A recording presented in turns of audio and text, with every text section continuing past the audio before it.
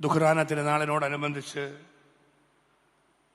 ഇതുപോലെ അനുഗ്രഹീതമായ ഒരു വേദിയിൽ വിശുദ്ധ കുർബാനയ്ക്ക് ശേഷം ഇപ്രാവശ്യം മന്ത്രിസഭയിലേക്ക് കടന്നു വരുവാനും മന്ത്രിതുല്യ പദവിയോടെ പ്രവർത്തിക്കുവാനും ഒക്കെ അവസരം കിട്ടിയ ഞങ്ങൾക്കെല്ലാവർക്കും സഭയുടെ മക്കൾ എന്ന നിലയിൽ ഇവിടെ വെച്ച് അനുമോദനം അഭിമന്യ സഭാ തലവന്റെ അനുഗ്രഹാശസ്സോടെ സഭയുടെ തലവനും പിതാവുമായ തട്ടിൽ പിതാവ് നേതൃത്വം നൽകി ഞങ്ങൾക്ക് അനുമോദനങ്ങൾ തരുന്നു, സ്വീകരണം തരുന്നു എന്നുള്ളത് പൊതുജീവിതത്തിലെ ഏറ്റവും വിലപ്പെട്ട കാര്യമായി ഞങ്ങൾ കരുതുകയാണ്. സഭയോടുള്ള നിസ്സീമമായ കടപ്പാട്, അതിലുപരിയായ ഞങ്ങളുടെ നന്ദി ഇവിടെ ഞങ്ങളെല്ലാവരും ഒന്നിച്ച് പ്രകടിപ്പിക്കട്ടെ. അഭിമന്യ തട്ടിൽ പിതാവ് ഇവിടെ ഓർമ്മപ്പെടുത്തുകയുണ്ടായി.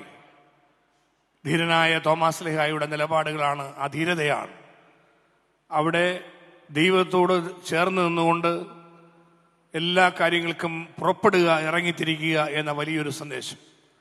ഭരണരംഗത്ത് വരുമ്പോഴും തോമാസ് ലീഹായുടെ ഈ ഉറച്ച നിലപാട് ഏറ്റവും കരുത്തു പകരുന്നതാണ് എന്ന് ഞങ്ങൾ ഉറച്ചു വിശ്വസിക്കുന്നു.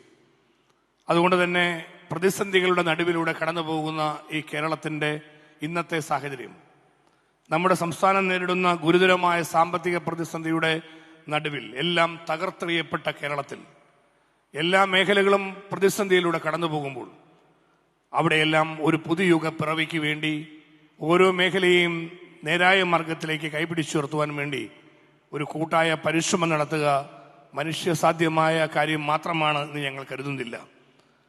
പ്രിയങ്കരനായ മുഖ്യമന്ത്രി ശ്രീ വി ഡി സതീശന്റെ നേതൃത്വത്തിൽ മനുഷ്യസാധ്യമായ പരിശ്രമം അതിനുവേണ്ടി ഞങ്ങളെല്ലാം ചേർന്നുകൊണ്ട് ഒരു കൂട്ടായ സഹകരണത്തോടെ നടത്തുമ്പോൾ ദൈവികമായ കൃപകളും അനുഗ്രഹങ്ങളും ഏറ്റവും പ്രധാനപ്പെട്ടതാണ്. അതിൽ നിങ്ങളുടെ എല്ലാവരുടെയും പ്രാർത്ഥനയാണ് ഏറ്റവും കരുത്ത് എന്ന് ഞാൻ കരുതുന്നു. അഭിമന്യ പിതാവിൻ്റെയും പ്രിയപ്പെട്ട നിങ്ങൾ ഓരോരുത്തരുടെയും പ്രാർത്ഥനാപൂർവമുള്ള സഹായ സഹകരണങ്ങൾ അഭ്യർത്ഥിക്കുകയാണ്. ഞാനിവിടെ ഏതാനും കാര്യങ്ങൾ പ്രിയങ്കരനായ സണ്ണി ജോസഫ് മന്ത്രി ഇവിടെ സൂചിപ്പിക്കുകയുണ്ടായി. നിയമസഭയിൽ പ്രതിപക്ഷത്തായിരിക്കുമ്പോൾ ഞങ്ങൾ ചൂണ്ടിക്കാണിച്ച കാര്യങ്ങളിൽ J B Kaushik commission report വളരെ ഏറ്റവും കൂടുതൽ നമ്മൾ ആഗ്രഹിച്ചതും ആവശ്യപ്പെട്ടതുമായ കാര്യമാണ്. അതിൽ ആദ്യം തന്നെ ഗവൺമെന്റ്, മന്ത്രിസഭയും നിയമസഭയും ഒരേപോലെ തന്നെ ആ കാര്യത്തിൽ മുന്നോട്ട് വന്നതിൻ്റെ തെളിവാണ് പ്രിയപ്പെട്ട മുഖ്യമന്ത്രി നടത്തിയിട്ടുള്ള നിയമസഭയിലെ മറുപടി പ്രസംഗം. അതിലേക്കുള്ള തുടർ നടപടികൾ ജെ ബി കമ്മീഷൻ കോശി റിപ്പോർട്ടിൽ നടപടികളിലേക്ക് കടക്കുന്നു എന്നുള്ളത് തീർച്ചയായിട്ടും അതിൻ്റെ തുടർ നടപടികൾക്കും ഞങ്ങൾ എല്ലാവരും അതിൻ്റെ പിന്നാലെ ഉണ്ടാവും. അതോടൊപ്പം തന്നെ നമ്മൾ നേരിടുന്ന പ്രശ്നങ്ങളിൽ വനം വന്യജീവി ആക്രമണം, കാർഷിക മേഖല നേരിടുന്ന പ്രശ്നങ്ങൾ, ഇതിനെയെല്ലാം അതിജീവിക്കുവാൻ കഴിയുന്ന വിധത്തിലുള്ള നടപടികൾ ഇന്ന് ചുമതലയേറ്റ ഗവൺമെന്റിന്റെ വലിയ കടമയായി തിരിച്ചറിയുന്നുണ്ട്. വിദ്യാഭ്യാസ രംഗത്തുള്ള നമ്മുടെ സംരക്ഷണം, ഇവിടെ വിദ്യാഭ്യാസ രംഗത്തും ആതുര ശുശ്രൂഷ രംഗത്തും വലിയ പ്രതിസന്ധികളെ നേരിടുമ്പോൾ അതിനെയെല്ലാം തരണം ചെയ്യുവാനും നമ്മുടെ സ്ഥാപനങ്ങൾക്ക് സംരക്ഷണം ലഭിക്കുവാനും കഴിയുന്ന വിധത്തിൽ സർക്കാരിൻ്റെ ഭാഗത്തു നിന്ന് ലഭിക്കേണ്ട പരിഗണനകൾ, അക്കാര്യങ്ങൾക്കെല്ലാം വേണ്ടി മന്ത്രിസഭയിലും നിയമസഭയിലും ഇടപെടാൻ കഴിയുന്ന നിരവധി ആളുകൾ സഭയുടെ തലത്തിൽ നിന്ന് ഉണ്ടാകുന്നു എന്നുള്ളത് ഏറ്റവും വലിയ കാര്യമായി മാറും എന്നതിൽ ഒരു സംശയമില്ല. ഞങ്ങളെല്ലാം ആ നിലയിലേക്ക് വളർത്തുന്നതിൽ നമ്മുടെ സഭ വലിയ പങ്കുവഹിച്ചിട്ടുണ്ട്. പ്രിയപ്പെട്ട മന്ത്രി സണ്ണി ജോസഫ് വിദ്യാലയങ്ങളിൽ കലാലയത്തിലും പഠിക്കുവാൻ അവസരം കിട്ടിയതിനെക്കുറിച്ച് പറയുകയുണ്ടായി. എന്നെ സംബന്ധിച്ചിടത്തോളം ഞാൻ ആദ്യം മത്സരിക്കുന്നത് 96-ലാണ്. 1996 വിദ്യാർത്ഥി രാഷ്ട്രീയത്തിന്റെ കാലത്ത് മത്സരരംഗത്തേക്ക് വരുമ്പോൾ ഞാൻ സ്ഥാനാർത്ഥിയായി Shri P J Joseph sir party chairman എന്നതിൽ പ്രഖ്യാപിച്ചപ്പോൾ എനിക്ക് സത്യത്തിൽ രാഷ്ട്രീയത്തിൽ കിട്ടിയ അന്നത്തെ പിന്തുണയേക്കാൾ സഭയുടെ മകൻ എന്ന നിലയിൽ, ഞാൻ സൺഡേ സ്കൂളിൽ അന്ന് കടുത്തുരുത്തി പള്ളിയിൽ അധ്യാപകനായിരുന്നു.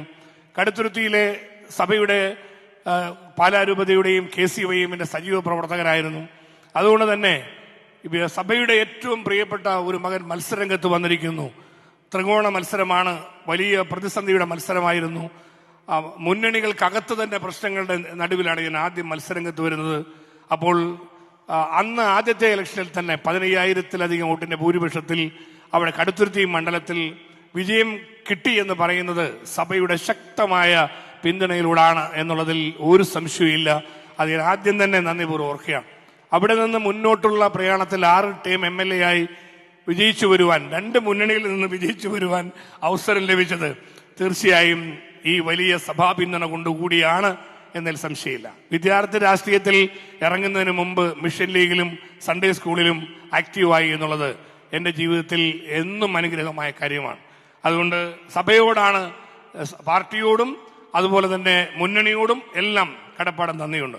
പക്ഷേ വളർച്ചയുടെ പാതയിൽ കൈപിടിച്ചുയർത്തുന്നതിൽ, സംരക്ഷിക്കുന്നതിൽ സഭ നൽകിയിട്ടുള്ള വലിയ പിന്തുണ ഏറ്റവും അനുഗ്രഹീതമായ കാര്യമായിരുന്നു.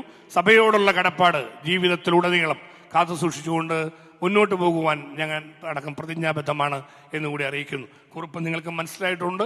അതുകൊണ്ട് ഞാൻ വകുപ്പിലേക്ക് കടക്കുന്നില്ല. ഇവിടെ വകുപ്പ് സണ്ണി ജോസഫിയുടെ കൂടി അത് കരണ്ടിന്റെ കാര്യം പറഞ്ഞു. ഞാൻ വെള്ളത്തിലാണ്. ജലവകുപ്പ് ആളുകളെ എങ്ങനെ ഈ മേഖലയിൽ രക്ഷിക്കും എന്ന കാരണം അതുപോലെ കുഴച്ചിൽ കിടക്കുകയാണ്. ഇപ്പോൾ ഞാൻ ഇന്നലെ വടവാതൂർ സെമിനാരിൽ വൈകിട്ട് സെന്റ് തോമസ് ബീച്ചിന് പോയി ചെന്നപ്പോൾ ആദ്യത്തെ നിവേദനം അവിടെ മുടങ്ങാതെ വെള്ളം കിട്ടണം, പലപ്പോഴും കിട്ടുന്നില്ല എന്നുള്ളതാണ്. അത് കഴിഞ്ഞ് കടുത്തുരുത്തി ദേറായിൽ വന്നു. ദേറായിൽ വന്നപ്പോൾ അടുത്ത നിവേദനം ആ ഭാഗത്തേക്ക് വെള്ളം കിട്ടുന്നില്ല, അതിനുള്ള വഴി ഉണ്ടാക്കണം എന്നുള്ളതാണ്. ഇവിടെ ഞാൻ ആദ്യം പ്രതീക്ഷിച്ചത് ഇവിടെ കൊച്ചിയിലാകെ പ്രശ്നമാണ്, വെള്ളത്തിന്റെ വലിയ പ്രതിസന്ധിയും ബുദ്ധിമുട്ടുമാണ്. പക്ഷെ കുർബാന ആയതുകൊണ്ട് നിവേദനം വന്നിട്ടില്ല. തിരിച്ചു പോകുന്ന വഴിയിൽ നിവേദനം കിട്ടുമെന്ന് ഉറപ്പാണ്. അപ്പൊ ഇങ്ങനെ ഉള്ള വലിയൊരു പ്രശ്നത്തെ പരിഹരിക്കാൻ വേണ്ടി പിന്നെ ഭവന നിർമ്മാണം, വീടില്ലാത്ത അത് നമുക്ക് ഒത്തിരി ആവശ്യമുള്ള മറ്റൊരു കാര്യമാണ്.